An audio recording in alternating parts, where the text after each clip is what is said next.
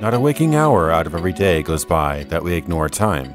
Whether it's going too slow, how we need more of it, or how we will organize it better to improve our future.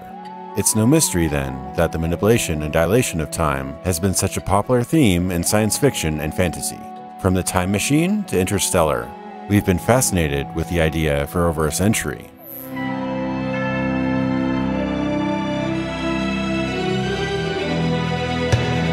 Many video games have tackled this idea, but in 1995, Squaresoft's Chrono Trigger likely offered the most compelling time travel in any game to date. It was not only tied into the narrative, but also the gameplay itself from the ground up. Many characters, locations, and items are inextricably tied to other eras in time. There are 6 vastly different versions of the world, and as you visit each of them, you'll see the geological, political, and population shifts throughout the years. From the tribal beginnings of Prehistoria to the apocalyptic ruins of the far future, it is very rare to see a world within a game which you can discover and interact with in such a vast timeline as in Chrono Trigger. From averting a tragedy in the Middle Ages, then traveling back to present time to witness their family's success, to replanting an entire forest and watching it grow through the centuries. Yes, these are only scripted quests preset to happen when triggered, but the beautiful and immersive way the game presents these happenings, it's just so compelling.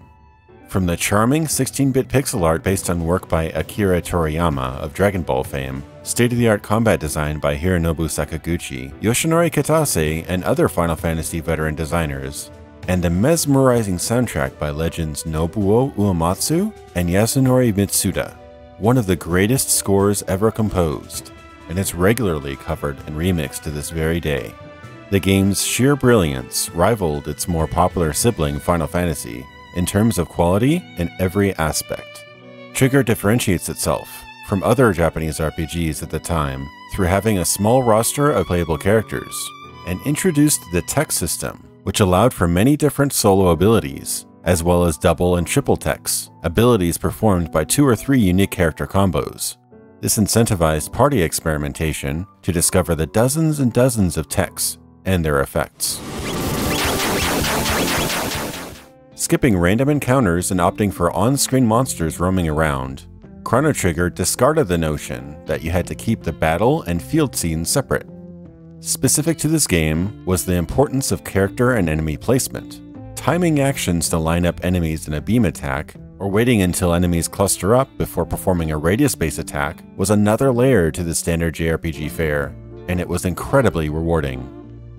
Overall, Chrono Trigger remains today one of the best examples out of a golden age of console role-playing games, in terms of game mechanics, charm, music, and a memorable storyline. It's a wonder then that we never got another game set in the same world to this day. Well, not exactly.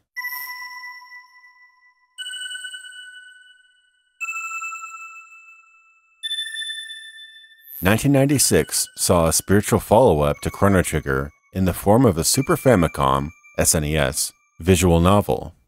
Never released outside of Japan, Radical Dreamers is an obtuse, abstract game that follows Serge, Kid, and Lynx, and a heist for the Frozen Flame, and has minor nods to Chrono Trigger later in the story, and little to do with time travel.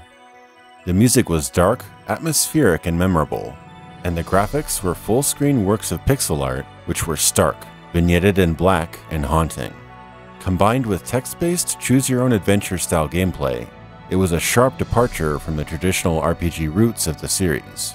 It was explained later that Radical Dreamers started out as its own, brand new storyline and franchise, and only later began to tie its story into one of Chrono Trigger's plots, which makes a lot of sense on how disarrayed the series got from this point on.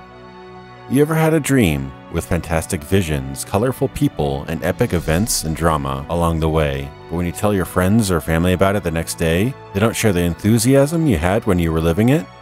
Ironically, that's what Radical Dreamers feels like.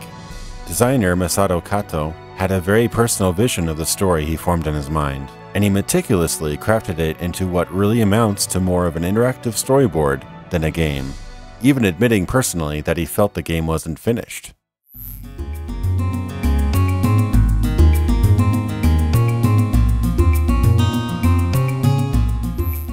A true RPG sequel landed in 1999 called Chrono Cross. acting as a retelling and expansion upon Radical Dreamer's story. It was a drastic visual departure from the prior two games, eschewing the charming pixel art of Trigger and the dark and moody atmosphere of Dreamers. The game takes on an entirely new world with a distinct tropical island aesthetic, sunny skies, bright blue coastlines, and nearly everything else. From the coral-esque land formations to seashell-like structures and cabana coastal villages, you can clearly see the artful work they put into each and every scene, with gorgeous use of color, contrast, and lighting to create some truly enchanting environments that are still breathtaking today. Mitsuda returned as composer, crafting a thoroughly enchanting score. From the very first note into the game's intro sequence, mystical woodwinds, thunderous guitar riffs, accented by astounding cello solos in some tracks, with gentle acoustical plucks and harps easing you into calmer moments in others. And who could forget the fantastic rock song concert you help inspire midway through the game. The audio atmosphere of Cross, like Trigger and Dreamers before it, is unsurpassed and unforgettable. Writing dialogue for the immense cast of 45 playable characters led to the development of the innovative accent system. This allowed for the writing of a single standard dialogue script, which was then translated on the fly with each character's accent and speech patterns. For example, the line, "Hello, how are you?"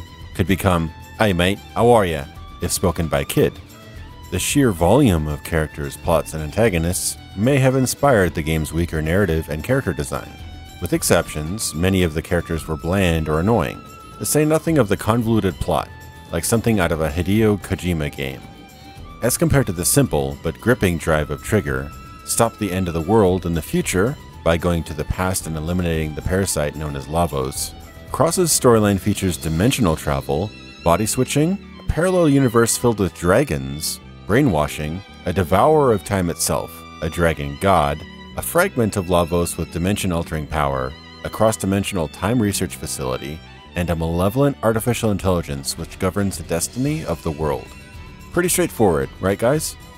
I can respect the sheer ambition they were going for in the game's storyline, but I think they might have shot for perhaps too grand a scope for what they were willing to truly explore at a consumable pace.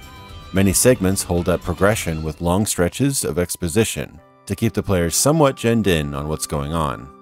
Despite the game's amazing aesthetic and the curious deck-building-like mechanics of the battle system, I didn't jive with the game's tenuous connections to Chrono Trigger, virtually absent until a few references late into the game. Gone is any practical use of time travel, Guardia, or the iconic combat systems of the original game. Some aspects of Cross's storyline were interesting though, such as the Dead Sea, a place frozen in time. This location explored a fascinating concept, where the drive to change the past would be nullified by retroactively making that change, thus causing the original timeline to recur, a paradox that is insolvable. If this game had been called something like Dimension Cross, with no illusion of a connection to Trigger, I would have far fewer qualms with it. As many have said, Chrono Cross is a mediocre sequel, but a great game on its own merits.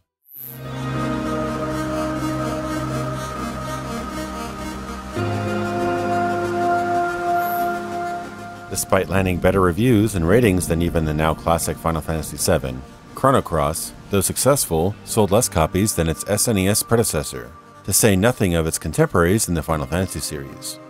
When a game like Chrono Cross has a similar budget to Final Fantasy VII or VIII for the same asking price and ships about 1/7 of the copies, that is a hard sell for a sequel to business owners.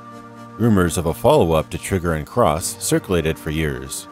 This reached a boiling point in 2001 when Square registered 2 trademarks that seemed impossible not to be the name of the anticipated sequel: Chrono Break, as in destroy in the US, and Chrono Break, as in slow down in Japan. Maybe the proofreader was out that day and this was simply a typo, but it is curious as to which was to be the actual title, as they mean very different things.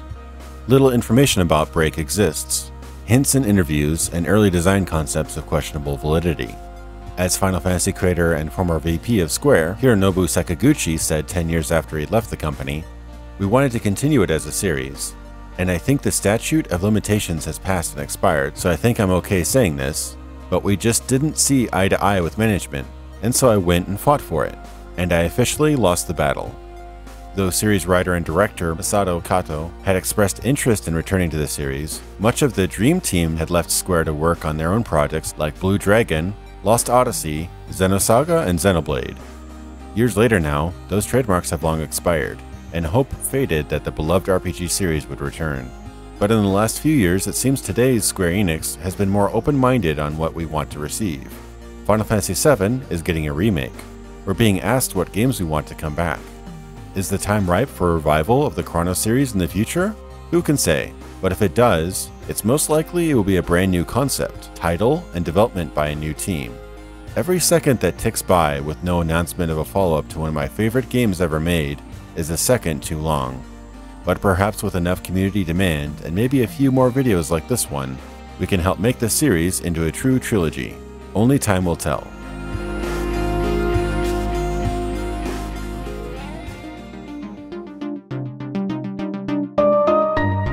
What's your experience with the Chrono series, and what would you like to see in the future? Let me know in the comments. If you liked what you saw in this video, subscribe to my channel for updates. I'd like to thank my Patreon supporters for helping make content like this possible. And as always, thank you for watching.